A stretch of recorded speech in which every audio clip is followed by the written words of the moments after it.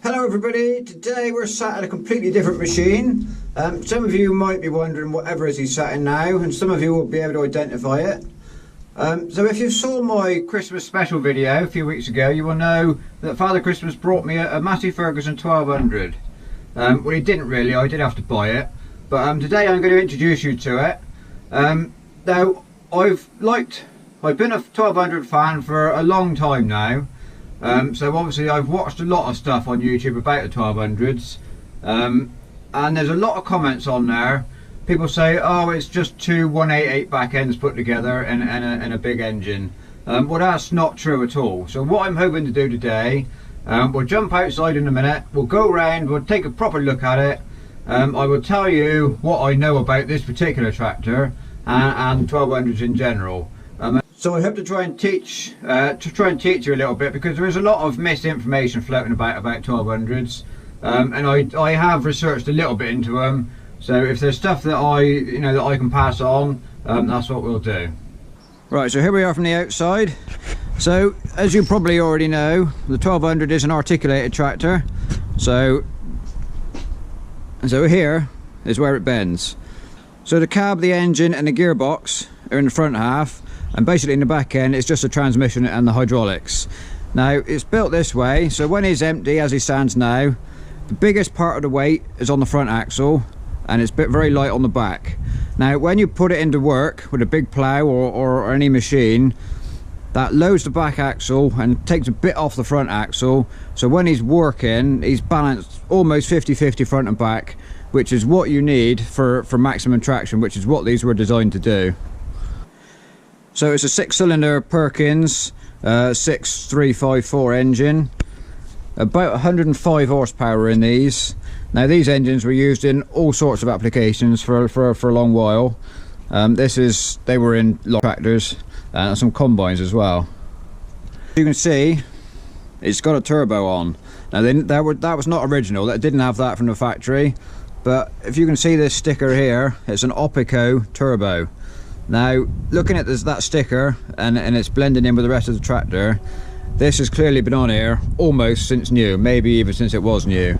So it is part of the tractor's history, but it's not original, and my intention is to remove the turbocharger and build a proper exhaust. You can see it's just a straight through exhaust pipe, there's no silencer, so it's too noisy really. So that's my intention, is to remove the turbo, return it back to factory spec, and it is an oily, leaky, there's leaks all over it, so I'm hoping to try and stop some of those leaks when we take the turbo off and get into it, and because around the lift pump and all that, it's leaking in there, so there's a gasket leaking in there. So hopefully we'll when we get to it, we'll try and stop some of the leaks. So it's a bit dark under here, but there's the front axle, which is the same as the back axle except for the center housing. That's just as it is, just that round bit in the middle there. So it's 4 equal sized wheels, which is what you need for the pivot steering. These 1634 tyres on these, but I believe there was various options when it was new, but I think as far as I can tell these are original to it, the size. Batteries sit here below the cab. Just a one single door cab, you can't get in and out of the right hand side, it's just a single left hand door.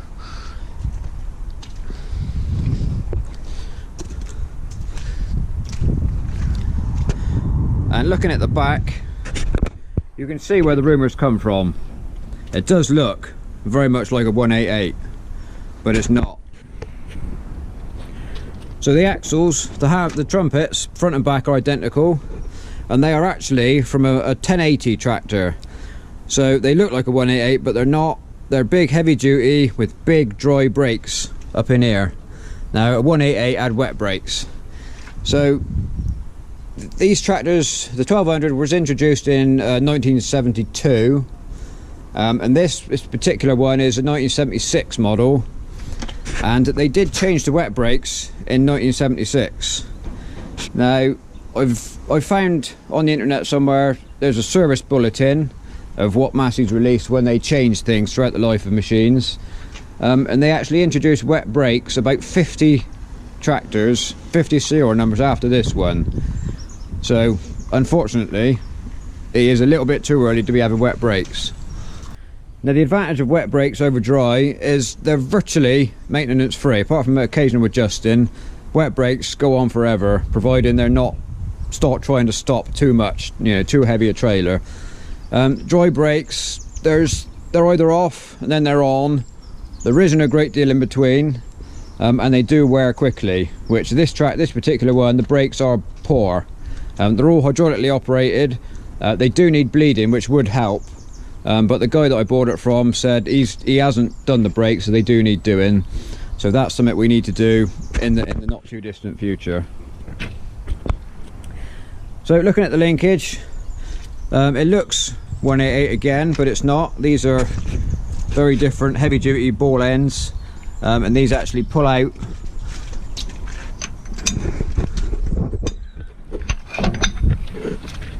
So they pull out to make it easy to hitch stuff on, and then you clip it back in.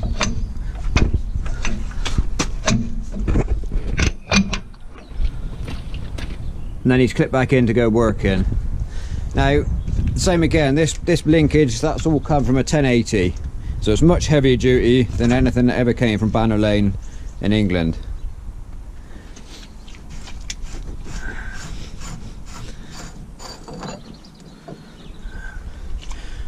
So 2 spool valves, as you can see, and a PTO. Now, one of the drawbacks of the 1200, it only ever had 1000 RPM PTO shaft. Now the guy I bought this from, he had this made, he's machined this specially, so it's a 6-spline shaft, but it does still just turn at 1000 RPM. But he did that so that he could, because he was using it, this was his main line arable tractor on a small acreage, and he needed to use a sprayer and a fertilizer spreader, and the tractor would run it just a little over tick over to give him his 540 on the shaft.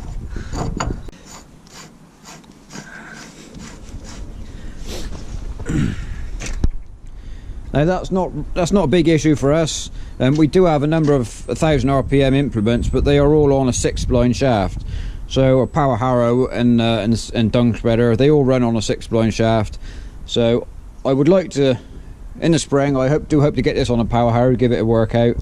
I'm not sure if this would have enough hydraulic flow to run our dung spreader, so I probably won't try that.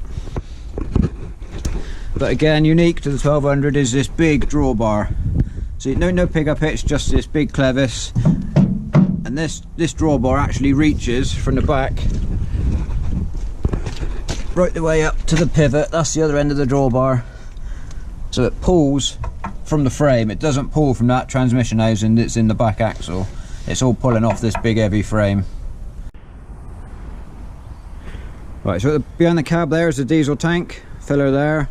Now on the top of the back section there's this plate, and there's a hinge at the front to allow it to lift and so to get into here. Now this hinge is broke, so in the future we need to fix a new hinge on there, because at the moment it just wobbles about. So what I'll do, I'd lift up and have a look in there.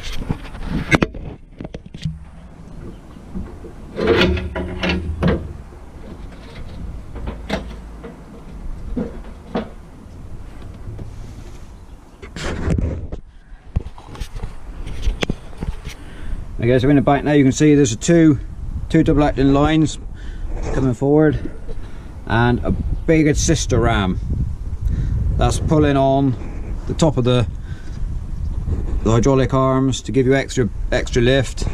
I haven't washed in here, I should have done really. But in the back, that's the transmission housing in here. PTO cable, because we'll look in the cab in a minute. That's run from a cable. So this is just the same as any Banner Lane tractor. From here, the centre housing is the same, but the axles are different.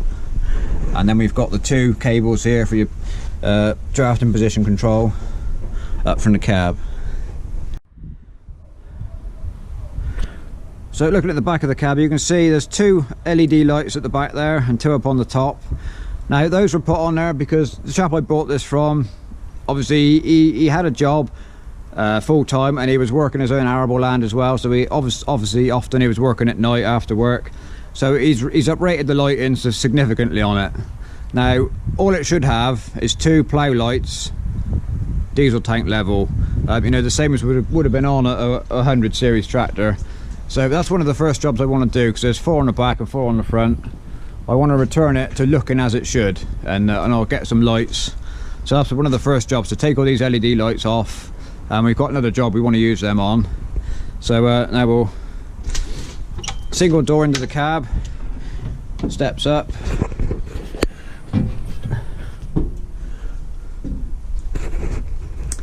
So here's the seat. There's no springing on the seat actually. It's just as it just as it is. Position control and draft control mounted into the seat armrest. So that moves as you move backwards and forwards. That moves with you. That's very ahead of its time, I would imagine. Nothing else had that in the 70s. PTO lever is here, just straight up to engage, down to disengage. Handbrake that arcs on the front brakes. Obviously at the moment it doesn't work because I need to sort the brakes out. Same standard gearbox, reverse 1, 2 and 3, and high and low on air. And multi-power was standard on these for the UK. I believe export ones had an 8-speed gearbox, but multi-power on this one. Hand throttle and 2 double acting spool valves there. Up in the roof we've got wiper and a heater and a fan, and the fan still goes. So as you can see, view to the front is pretty good. You can just see the wheels down there. Out the back is good too, as long as you don't want to see the drawbar or the linkage. To hitching stuff, you can just see the tip of the linkage when it's down, but you can't see the drawbar at any position. So I would imagine hitching up is a bit of a guess until you get the hang of it, and you know where you're aiming at. So there we are, a bit of a rundown on the 1200. As you know, as you can see, there's a few jobs need doing. It would work as in its present condition, and as soon as it dries up, we've got some ploughing to do this spring, and it's no accident that we do actually have a plough that's of the right age for this tractor. So if you've seen my ploughing video from the autumn, you'll see the Dowdeswell plough, and that will be a perfect match for this. So I'm excited to get that on, give it a go, to see how he pulls, because they're supposed to be very good for pulling. I've never driven one before to do anything, so we'll see if it's right or not.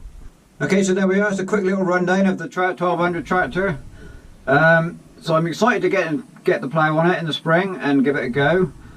And there's going to be a few jobs just to keep him right as we go through. So if you'd like to come on the journey with me, don't forget to hit the subscribe button down in the corner. And thanks very much for watching, and we'll see you next time.